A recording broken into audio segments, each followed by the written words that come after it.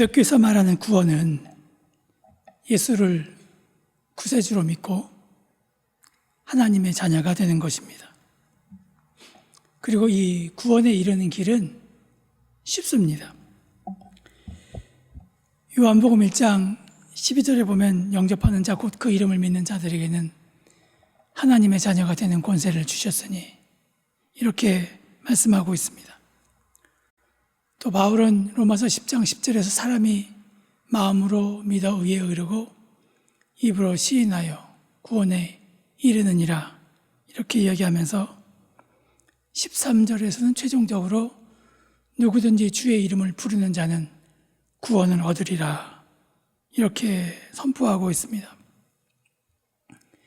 그래서 교회는 누구든지 예수께서 나의 죄를 대신해서 십자가에 못 박혀 죽으신 구세주이심을 믿습니다. 이렇게 고백하면 모든 죄를 용서받고 하나님의 자녀가 되었으며 따라서 당신은 구원받은 사람입니다.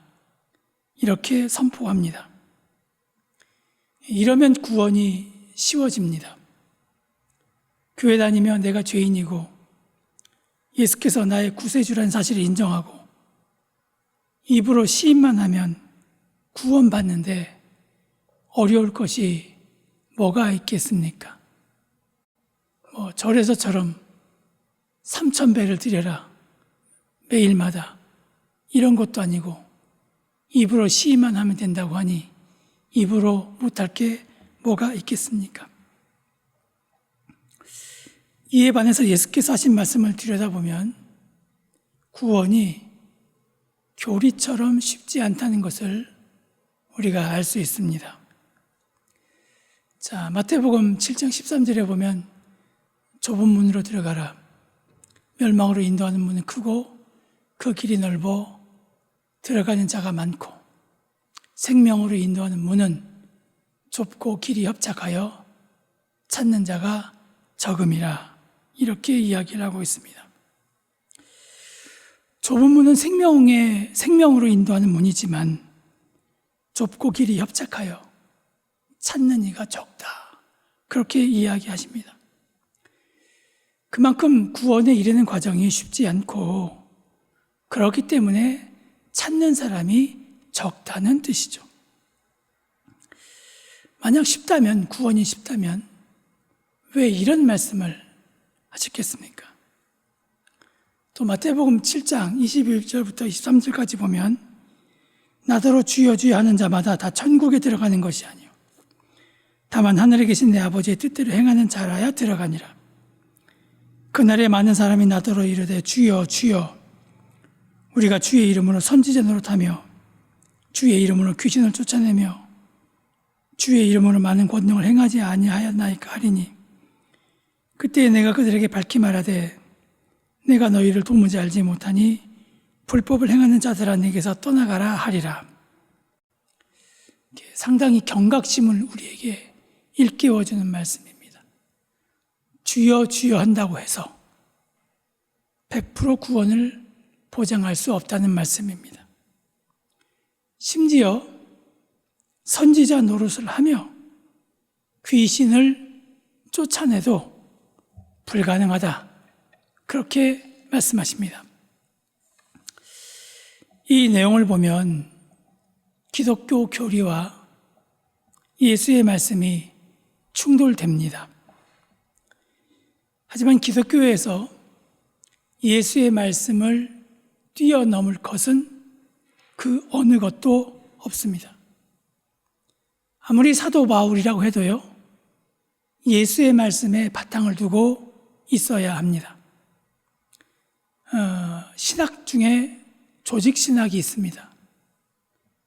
철학적으로 기독교를 이해하는데요. 그 사람들이 자기 논리를 쭉 필 때도 성서적 근거가 무엇인지를 분명히 밝힙니다. 그렇지 않으면 그거는 신학이 아니라 철학이 되는 것이죠. 아무리 뛰어난 신학자라고 해도 혹은 기독교에서 아무리 우리가 추앙하는 영성가라고 해도 혹은 교회에서 절대적이라고 확증한 교리라고 해도 그것이 예수의 말씀을 넘을 수는 없습니다. 우리 믿음의 근본은 예수의 행함과 말씀이 되어야 합니다. 오늘 말씀도 바로 그런 이야기입니다. 오늘 말씀을 보면 우리 상식을 뛰어넘는 말씀을 예수께서 선포하신 것을 우리가 알 수 있습니다.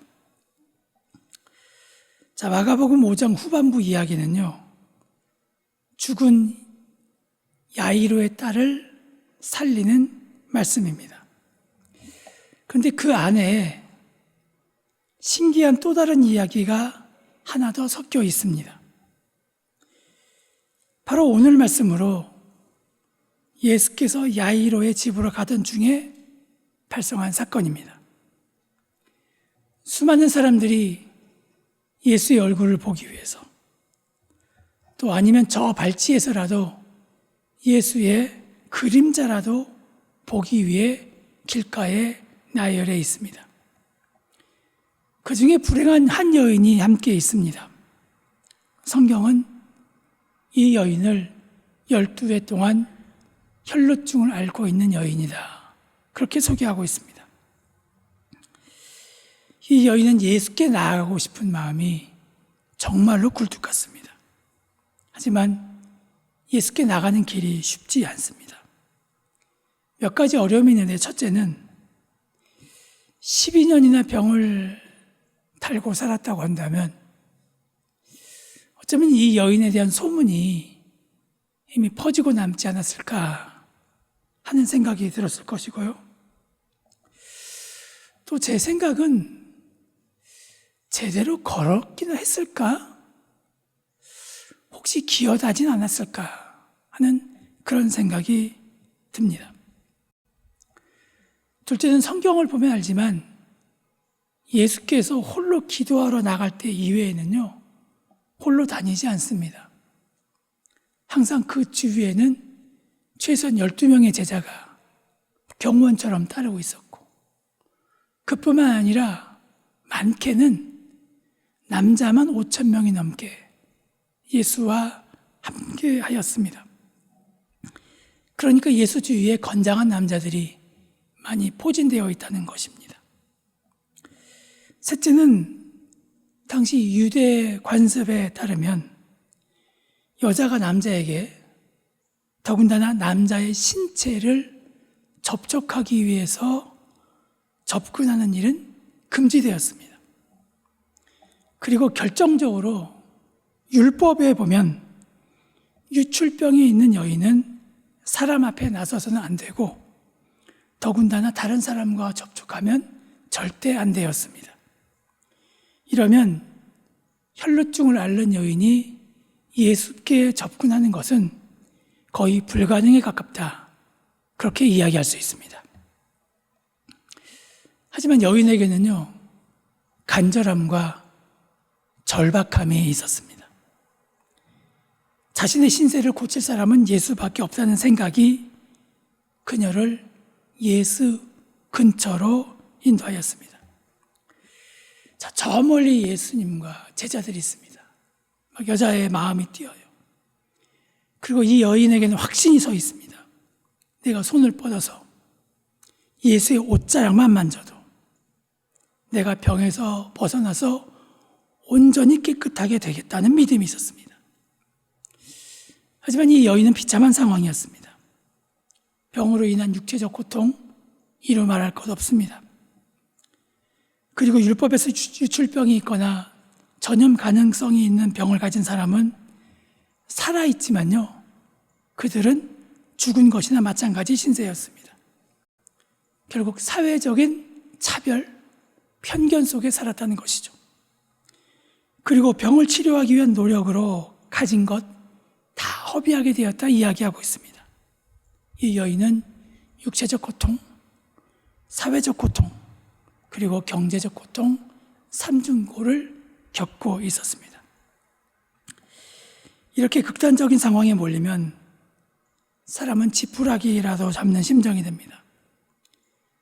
어느 의사가 용하다고 하면 그동안 수많은 의사들에게 어려움을 당했을지라도 마지막이다, 이런 심정으로 찾아가게 됩니다. 사실 이런 절박함과 간절함을 가지고 있다는 것은요, 그래도 희망이 있다는 것입니다. 여러분은 모를 거예요. 이건 아픈 사람만 겪을 수 있는 것입니다. 무슨 말인가 하면, 투병 중인 모든 사람이 다 회복되고 싶다는 절박함을 가진 것이 아닙니다. 물론 처음엔 희망을 품습니다. 하지만 김병이 효자 없다고 오랫동안 병상에 있거나 더 이상 나아질 기미가 없는 사람은요, 차라리 이 모든 것이 빨리 끝났으면 좋겠다, 이런 마음을 갖게 됩니다.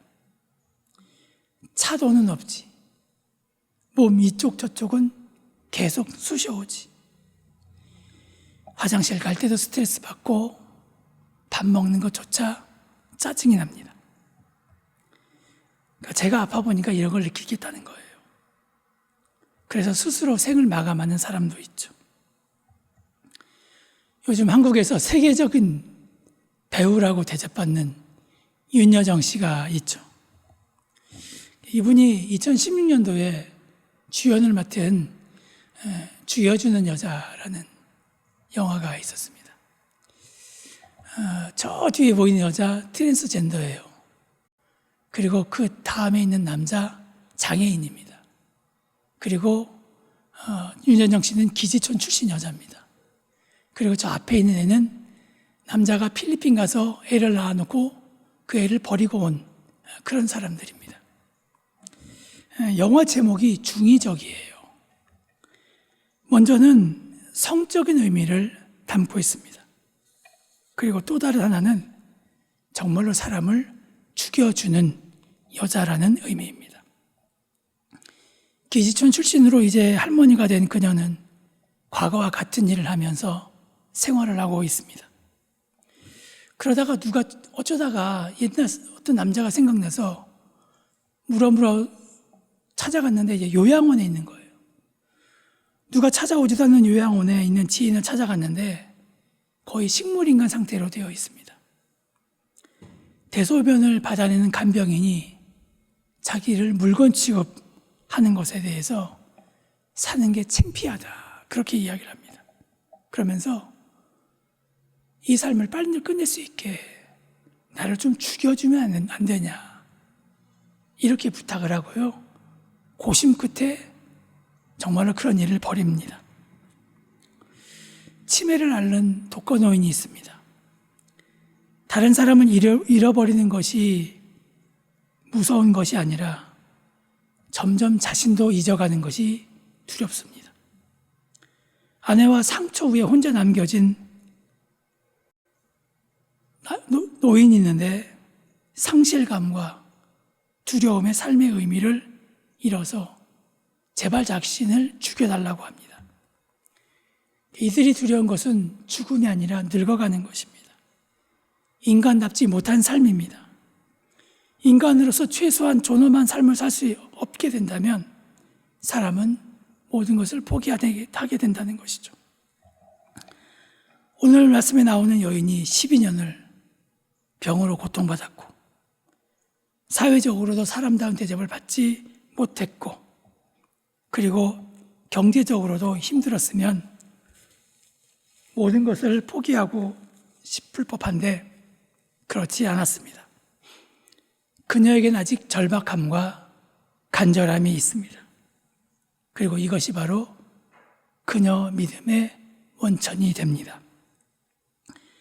그래서 예수의 소문을 듣자 예수와 일행이 지나가는 그 어귀까지 도달합니다.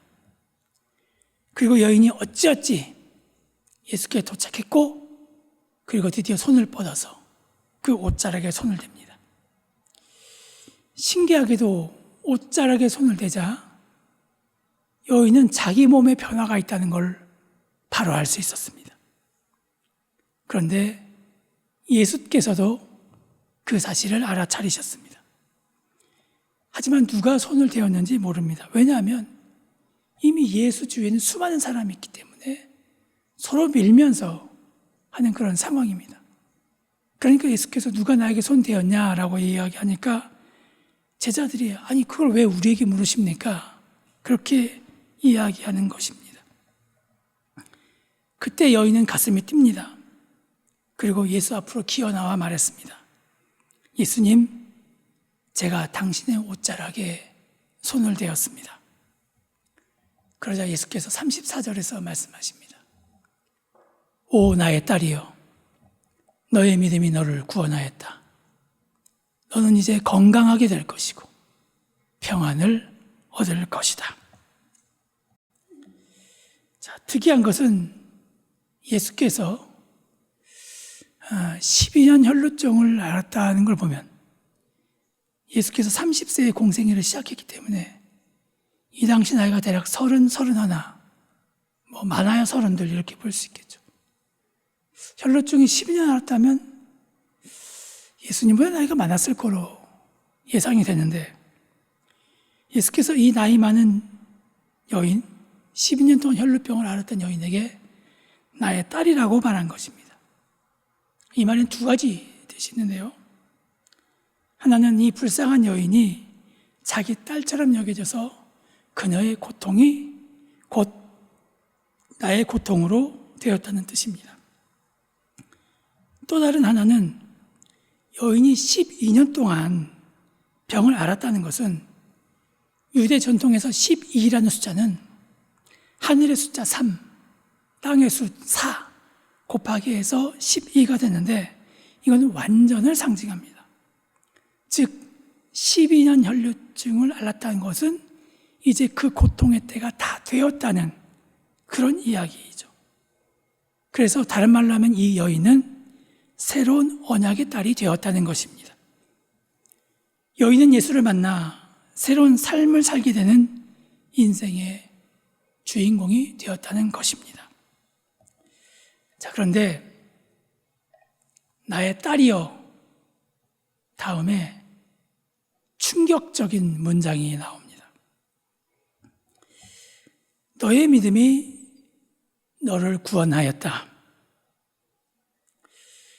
자, 이 문장이 충격적인 이유는 1세기 유대인들에게 구원이란 구약 성경과 구약 성경에서 말하는 파생된 600개가 넘는 율법을 지키고 제사장에게 가서 자신의 죄를 고하고 또 그로 인해서 희생 제사를 드려야만 가능했습니다.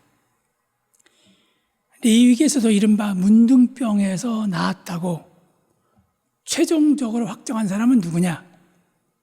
의사가 아니라 제사장이었습니다. 이 말은 구원은 나에게 있는 것이 아니라 바로 종교 당국에 있다는 것입니다. 그런데 예수는 너의 믿음이 너를 구원하였다. 이렇게 말씀하고 있습니다. 이 문장은 구원은 외부로부터 오는 것이 아니라 비록 12년 동안 이 여인에게는 아무런 희망이 없었지만 예수의 옷자락을 쥐는 순간 자신의 병이 낫겠다는 확신이 바로 구원이었다는 것입니다. 그 믿음이 그녀를 병으로부터 자유롭게 만들었습니다. 우리는 구원이 단순히 예수 믿고 하나님의 자녀가 된 것으로 생각하지만 성경에서 말하는 구원은 그 의미 폭이 상당히 큽니다.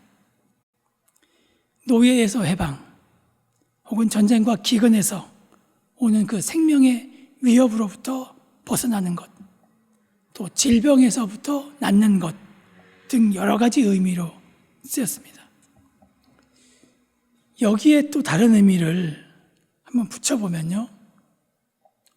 구원은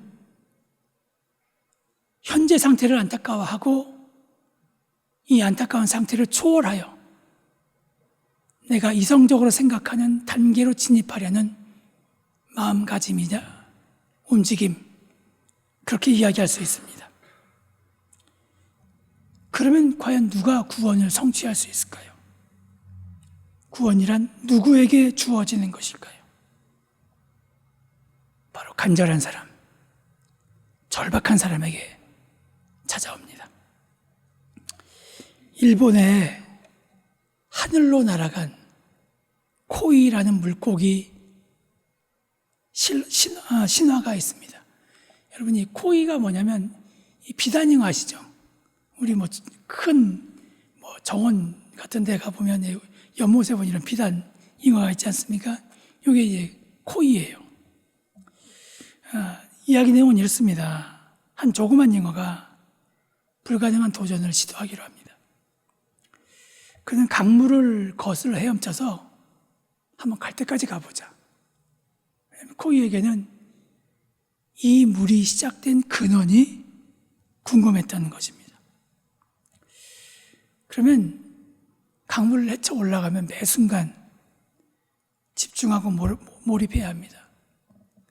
한순간이라도 한눈을 팔았다가는 자신도 모르게 한참 떠내려가 잘못하면 바다까지 이를 수 있기 때문입니다. 강물에 몸을 실어 올라가는 코이를 보면서 그냥 그 자리에 안주하는 물고기들은 코이를 이해할 수 없었습니다. 그냥 이 시류에 어울려 살면 되지, 뭐 그리 대단하다고 극복할 수 없는 강물을 대적한단 말이냐, 이렇게 이야기를 합니다. 코이는 이런 말을 들을 때마다 모른 척하지만 사실 금방이라도 다른 물고기처럼 그냥 강물에 몸을 맡기고 싶습니다. 코이는 뾰족한 돌에 부딪히고요, 피가 나고 다른 포식 어류의 공격에 노출되지만 이 강물의 원천으로 외로운 여행을 계속 감행하였습니다. 코이가 강물에서 만나는 장애물들과 자신의 마음에서 생기는 부정적인 생각조차 물리치고 자신을 매 순간 강하게 단련시키고 나갔습니다. 강 상류로 가면 갈수록 물길은 세지고 지세는 가파르게 변합니다. 코이의 체력이 강해질 만큼 코이가 극복해야 하는 장애물도 배 이상으로 어려워졌습니다. 코이의 체력이 고갈될 무렵에 코이를 완벽하게 좌절시킬 만한 큰 장애물이 나타났습니다. 끝이 보이지 않는 90도로 세워진 폭포를 만난 것입니다. 하늘에서 쉬지 않고 쏟아지는 폭포수는 코이 몸을 산산조각으로 찢을 수 있었습니다. 그러니까 당연히 망연자실하죠. 도저히 거슬러 헤엄칠 수 없기 때문입니다. 그때 코이는 불가능한 상상을 합니다. 내가 비록 물고기지만 물고기이기를 포기하겠다. 지느러미와 꼬리를 날개로 만들어 폭포 위로 날아가면 되지 않겠는가. 그리고 이때 필요한 것은 바로 자기 믿음입니다. 코이의 자기 믿음은 확고했습니다. 이러한 코이의 믿음이, 자기 믿음이 그 순간에 그를 한 마리 용으로 변모시켰다는 전설입니다. 이 코이 비단잉어는요, 참 재미있어요. 작은 어항에 가둬 키우면요, 5에서 한 8cm 정도밖에 자라지 않는다 그래요. 그러다가 조금 커다란 수족관이나 연못에 넣어두면 15에서 한 20cm 정도 자란다고 합니다. 이 잉어를 강물에 방류한다. 그러면 1m 이상으로 성장한다고 합니다. 같은 물고기지만 어항에 기르면 피라미만 하게 되었다가 강물에 놓아두면 대어가 되는 신기한 물고기. 그래서 사람들은 이 현상을 본떠서 코이의 법칙이다, 그렇게 이야기를 합니다. 그러니까 주변 환경에 따라서 또 생각의 크기에 따라서 엄청난 결과의 차이를 만들 수 있다는 게 고의의 법칙입니다. 오늘 12의 혈루증을 앓는 여인은 믿음으로 고의의 법칙이 가능하다는 것을 우리들에게 알려줍니다. 여러분, 우리는 어떻게 생각하고 있습니까? 구원은 전적으로 하나님으로부터 주어지는 것이다, 그렇게 알고 있습니다. 하지만 오늘 말씀에 따르면 구원은 내 안에 있는 간절함으로 가능하다는 것입니다. 예수께서 하신 말씀이기 때문에 우리는 이 내용을 부정할 수 없습니다. 오늘 말씀만 아니라 마가복음 10장에 보면 시각장애인 바디메오에게도 예수께서 내 믿음이 너를 구원하였다, 이렇게 똑같은 말씀을 하신 것을 볼 수 있습니다.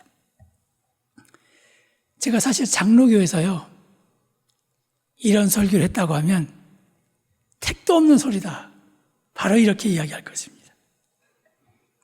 왜냐하면 개혁주의를 따르는 장로교는 인간을 전적으로 타락한 존재라고 그렇게 이해합니다.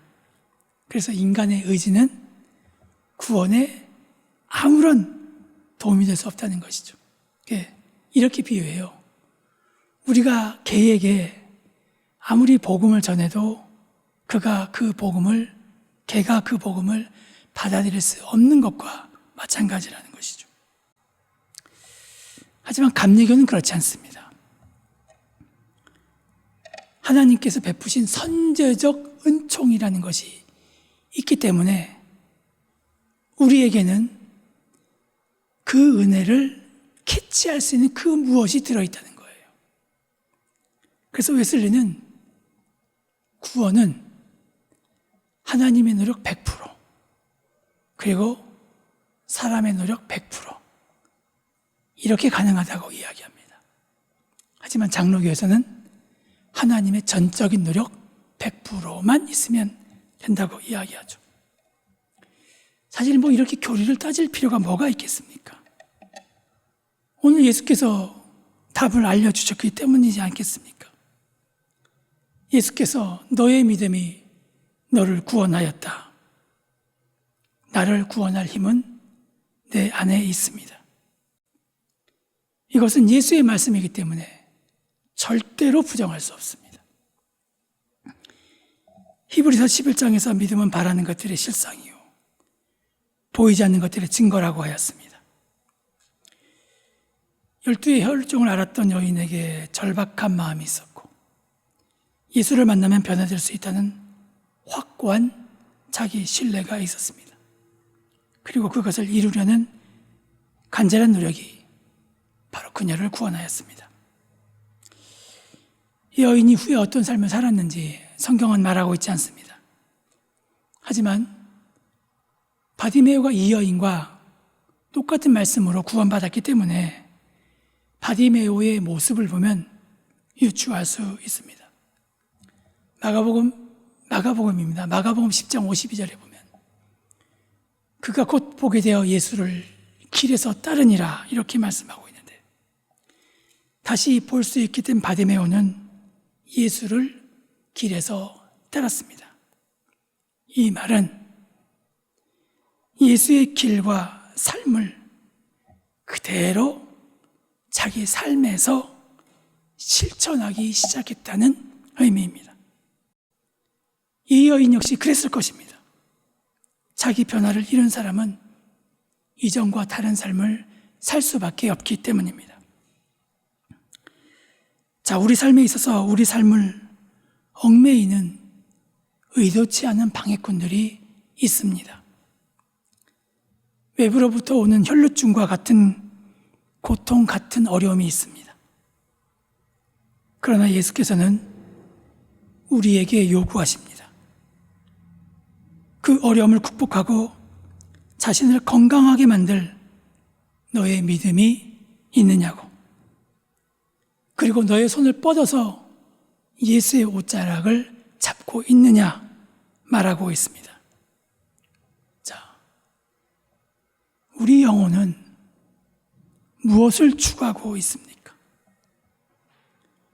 혈로증 앓는 여인처럼 절박한 마음으로 그것을 쟁취하기 위해서 오늘 지금 여기서 우리는 노력하고 있습니까? 인간의 노력이 다 의미 없다라고 말할 수 있습니다. 하지만 오늘 말씀에 따르면 그렇지 않습니다. 간절함과 절박함으로 구원을 이루는 저와 여러분이 되기를 간절히 축원합니다. 기도하겠습니다.